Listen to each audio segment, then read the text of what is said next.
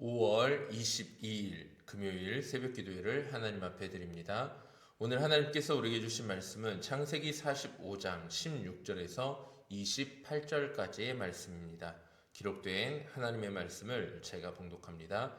요셉의 형들이 왔다는 소문이 바로의 궁에 들림에 바로와 그의 신하들이 기뻐하고 바로는 요셉에게 이르되 내 형들에게 명령하기를 너희는 이렇게 하여 너희 양식을 싣고 가서 가나안 땅에 이르거든 너희 아버지와 너희 가족을 이끌고 내게로 오라. 내가 너희에게 애굽의 좋은 땅을 주리니 너희가 나라의 기름진 것을 먹으리라. 이제 명령을 받았으니 이렇게 하라. 너희는 애굽 땅에서 수레를 가져다가 너희 자녀와 아내를 태우고 너희 아버지를 모셔오라. 또 너희의 기구를 아끼지 말라. 온 애굽 땅에 좋은 것이 너희 것임이라. 이스라엘의 아들들이 그대로 할세 요셉이 바로의 명령대로 그들에게 수레를 주고 길 양식을 주며 또 그들에게 다 각기 옷 한 벌씩 주되 베냐민에게는 은 300과 옷 5벌을 주고 그가 또 이와 같이 그 아버지에게 보내되 수나기 10필에 애굽의 아름다운 물품을 실리고 암나귀 10필에는 아버지에게 길에서 드릴 곡식과 떡과 양식을 실리고 이에 형들을 돌려보내며 그들에게 이르되 당신들은 길에서 다투지 말라 하였더라. 그들이 애굽에서 올라와 가나안 땅으로 들어가서 아버지 야곱에게 이르러 알리어 이르되 요셉이 지금까지 살아있어 애굽 땅 총리가 되었더이다. 야곱이 그들의 말을 믿지 못하여 어리둥절하더니 그들이 또 요셉이 자기들에게 부탁한 모든 말로 그에게 말하매 그들의 아버지 야곱은 요셉이 자기를 태우려고 보낸 수레를 보고서야 기운이 소생한지라. 이스라엘이 이르되 조카도다. 내 아들 요셉이 지금까지 살아있으니 내가 죽기 전에 가서 그를 보리라 하니라. 아멘. 오늘은 인생의 저울추를 보시는 하나님이라는 제목으로 함께 말씀을 나누어 봅니다. 어제 우리는 그들의 인생의 주어를 자신들이 아닌 하나님으로 바꾸셨던 하나님의 말씀을 함께 나누어 보았습니다. 오늘 본문은 그 고백 이후의 장면이 이어지게 됩니다. 형들이 수레를 받아 가나안으로 돌아와 요셉의 소식을 야곱에게 전달해 줍니다. 그런데 야곱의 반응이 의외입니다. 26절에 야곱이 그들의 말을 믿지 못하여 어리둥절하더니 라고 말하고 있습니다. 10명이 같은 말을 전해도 온전히 믿지를 못하고 있는 것입니다. 27절에 가서 요셉이 보낸 수레를 보고서야 그의 영 히브리어로 루아흐가 살아났다라고 말하고 있습니다. 여기서 한 장면이 깊이 묻혀 있습니다. 야곱의 사랑의 저울추는 평생 한쪽으로 기울어져 있었습니다. 라헬의 자녀들 쪽으로 기울어진 것입니다. 37장의 채세곶 사건을 떠올려 보십시오. 한 아들에게 입혀진 옷이 다른 아들들을 들로 밀어내게 됩니다. 42장에서 시몬이 애굽 감옥에 갇혀져 있었음에도 불구하고 야곱은 요셉도 없어졌고 시므온도 없어졌거늘 베냐민을 또 빼앗아가고자 하니라고 말하고 있습니다. 시므온의 이름은 지나가는 말처럼 한번 흘러갈 뿐입니다. 르우벤이 자기 두 아들의 생명을 담보로 걸었지만 거절당했고 유다의 인격적인 보증은 마지못한 허락에 불과했습니다. 그리고 오늘 본문 그들이 가져온 진실 앞에서도 야곱의 저울은 쉽게 움직이지 않았습니다. 라헬의 아들 요셉이 보낸 수레가 도착해야 그의 마음이 깨어났던 것입니다. 그렇다면 저울의 가벼운 쪽에 평생을 서 있었던 사람들은 어디에 있는 것일까요?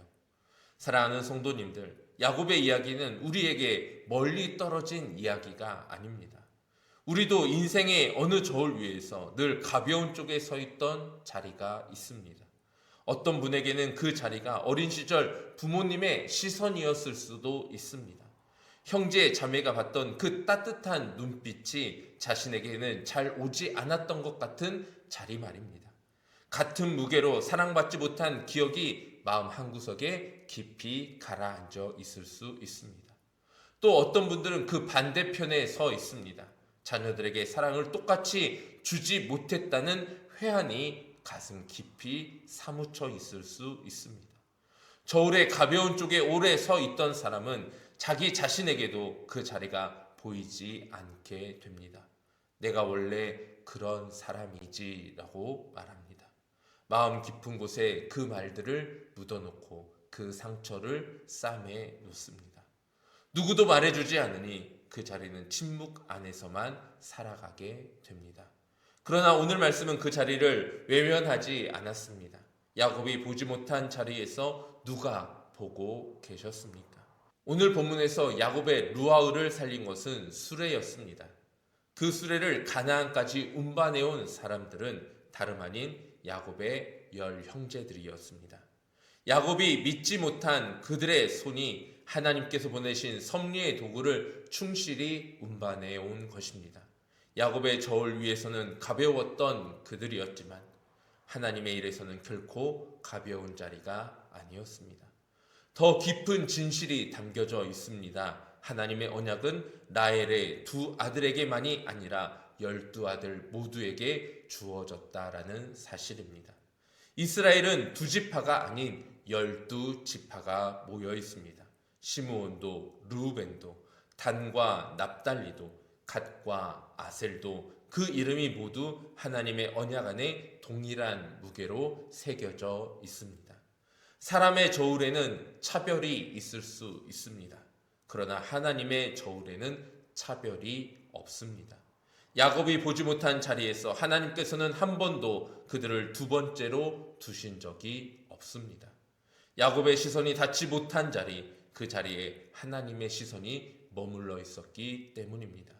사랑하는 성도님들, 사도행전 10장에 베드로의 고백이 있습니다. 하나님은 사람의 외모를 보지 아니하시고, 이것이 그가 평생을 걸어 깨달은 복음의 메시지였습니다. 하나님 앞에 사람의 저울은 없습니다. 누군가의 그늘 아래 오래 서 있던 시간이 우리에게 있을 수 있습니다. 사랑받지 못했다고 마음 깊이 새겨진 그 자리가 우리에게 상처가 될 수도 있습니다. 그러나 그 모든 자리에서 하나님께서는 우리를 단 한 번도 2번째로 가벼운 자리로 두신 적이 없다라는 사실을 반드시 기억해야 합니다. 야곱은 수레를 보고서야 살아났습니다. 그러나 하나님께서는 우리가 수레를 가져오기 전부터 우리의 이름을 부르고 기억하고 계십니다. 저와 여러분이 오늘 새벽 이 자리에 나온 것도 우리의 무게가 충분해서 나올 수 있는 것이 아닙니다. 하나님께서 먼저 우리를 보고 계셨기 때문입니다. 인생의 저울추가 어느 쪽으로 기울었든 하나님의 시선은 한결같이 저와 여러분 위에 머물러 있음을 기억하시기 바랍니다. 기도하겠습니다. 사랑과 은혜가 풍성하신 하나님 아버지, 사람들에게는 외면받고 사람들에게는 소외받았을 수 있지만 그러나 하나님은 단 한 번도 우리를 2번째로 가벼운 자리로 보지 아니하시고 늘 동일하게 우리를 사랑해 주셨다라는 사실을 다시 한번 기억하며 깨달아 알게 하여 주옵소서. 우리의 모든 삶의 자리자리 가운데 우리의 연약함도 우리의 부족함도 우리의 넘어짐도 하나님 앞에서는 그저 사랑일 뿐이었음을 우리가 기억하며 그 하나님의 사랑을 의지하여 다시 일어나 하나님께 더 힘차게 나아가는 복된 인생이 되게 하여 주옵소서.